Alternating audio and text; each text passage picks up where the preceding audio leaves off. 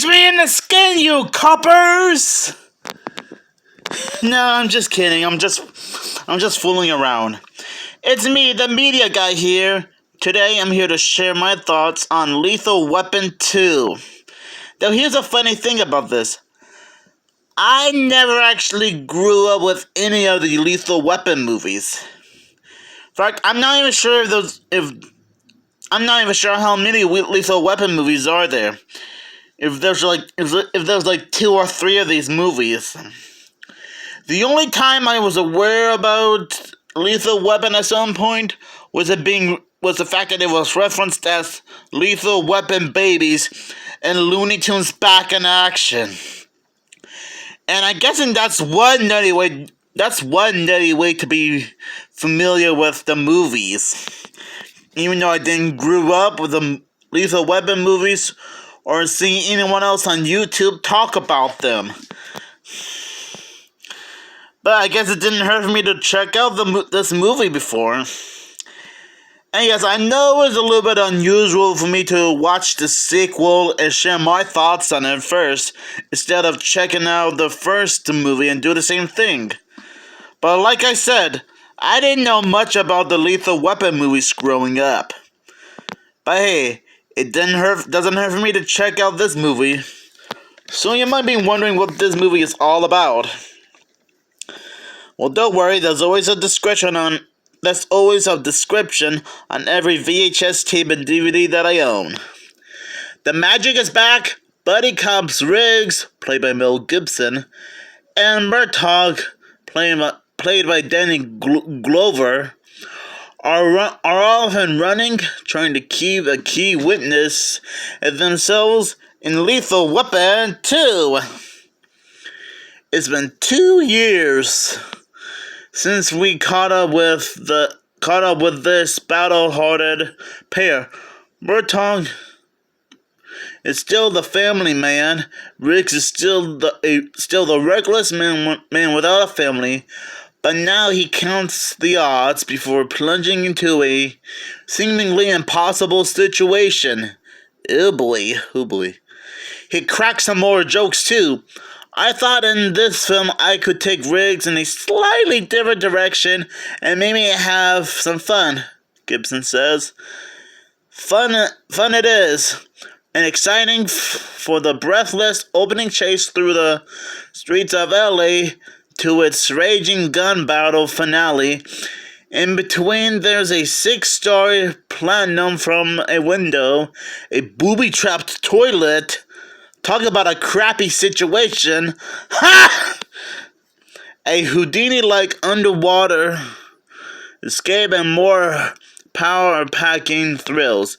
Includes the incredible destruction of a chick hillside slit house. It's a rail house right down to its 35-foot deep foundation, demolished, especially as 9 cameras rolled. I hate miniatures, explained the director Richard Donner, who had also guided Lethal Weapon. Joe Pesci co-stars in the Wheeling Witness, guarded by the 2 cops. With Mel and Donnie, Joe is the 3rd stooge, Donner says. That makes 3 drop-dead funny guys, and one of them is lethal. Oh boy. Not gonna lie, even though I never saw the first movie, something tells me that this movie is probably more wild, insane, raunchy, funny, and more bonkers than the first movie. And this is coming from the guy who didn't even grow up with the first movie either. Which again, sounds pretty shocking, but it's true. Again, I just explained everything what I just liked about this movie. Despite the fact that I still didn't grow up with the first movie, I honestly say I liked this movie. There's so many action scenes. I'm sure that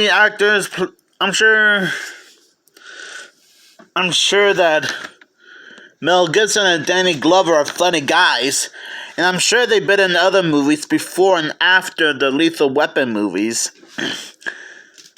Now, I am somewhat familiar with Joe Pesci for a while now. I know that he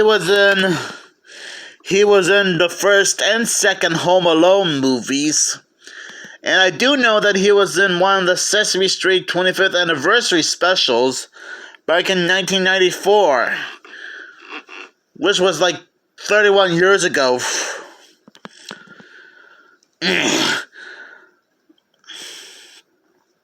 I'm sorry if I'm having trouble trying to think of what else to like about this movie, because, well, I guess I didn't know much about about the Lethal Weapon movies, which made me realize that I should have watched some clips of this movie and the first movie first, and then watch the movie and I guess I should have watched some clips on the Lethal Weapon movies, so that way I could be more familiar with it and what it's all about.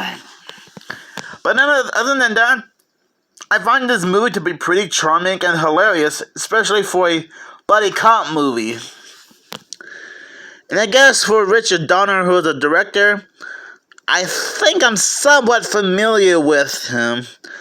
I think he did work on the Christopher Reeve Superman movies before, which I know that Nostalgia Critic and Sean Schmeg had more of cinematic excrement, had already reviewed Superman 4, The Quest for Peace. So I guess that's one way for me to be familiar with Richard Donner.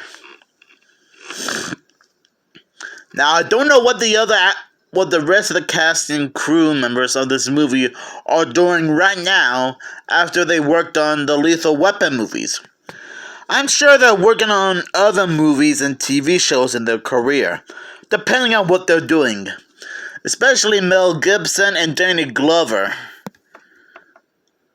But for some reason, Mel Gibson's name seems familiar to me. I don't know why his name sounds familiar, but it does.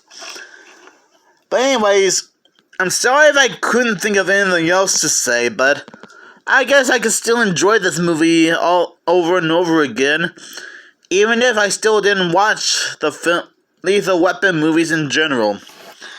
So thank you guys for watching this review, and I did do my best to describe this movie as best as I can. So I'll probably give this movie 5 police sirens out of 5. And if you guys haven't seen this movie, go right ahead. I'm sure there's like physical copies of this movie at Walmart, Target, or an antique store, or a thrift store close by to where you guys live. And if you can't find a DVD or VHS copy of this or the first movie, then I guess you can order it from Amazon, which that's another way for you to. That's another way for you guys to get the movie. So have a great day, and make sure you obey the law.